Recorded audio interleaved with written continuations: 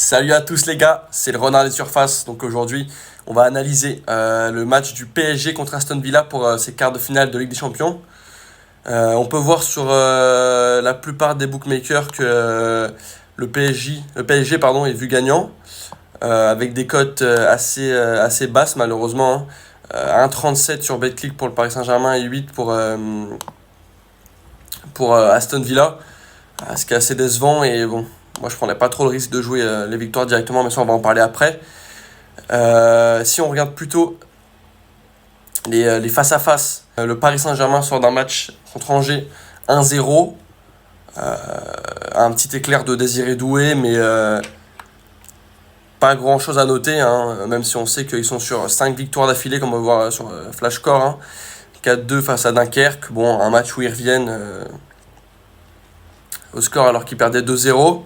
Ensuite, on a le match contre Saint-Etienne, 6-1. Après 3-1 contre Marseille et la victoire contre Liverpool, hein. Donc c'est un Paris Saint-Germain qui est assez fort. Je ne les vois pas perdre forcément, hein, sur ce match, mais ça on y reviendra plus tard. Si on regarde la forme d'Aston Villa, ils sont sur 5 victoires d'affilée aussi. En très très grande forme depuis l'arrivée de Rashford et Asensio, hein. C'est eux qui marquent pratiquement à chaque fois. Quand on regarde le match par exemple contre Brighton, pardon, c'est Rashford qui marque, Asensio qui marque, et Malen, hein, les 3 nouveaux attaquants arrivés cet hiver qui marquent. Donc c'est franchement des bonnes recrues, une nouvelle équipe à pas prendre à la légère, je pense. Donc voilà, victoire contre Nottingham, victoire contre Brighton, victoire contre Preston, victoire contre All-in et ce 3-0 aussi contre Bruges pour finir ces 8e de finale de LDC. Si on regarde les 10 derniers matchs d'Aston Villa, on se rend compte que la forme d'Aston Villa, elle se joue sur 5 matchs, hein, parce que c'est 5 victoires d'affilée, mais avant ça, c'est 3 défaites, un nul contre Arsenal, Monaco, Wolverhampton et Crystal Palace. Donc je pense que la forme d'Aston Villa, elle est franchement toute nouvelle. C'est pour ça que le Paris Saint-Germain peut se faire surprendre. Après, là, le Paris Saint-Germain à domicile, c'est que des victoires sur les 10 derniers matchs, à part la défaite contre Liverpool et le nul contre Reims, hein, mais ça date du 25 janvier.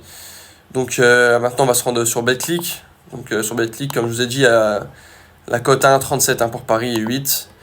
Elles sont pas très intéressantes ces cotes. Je pense qu'il faut aller chercher un peu plus loin, du style un pari buteur où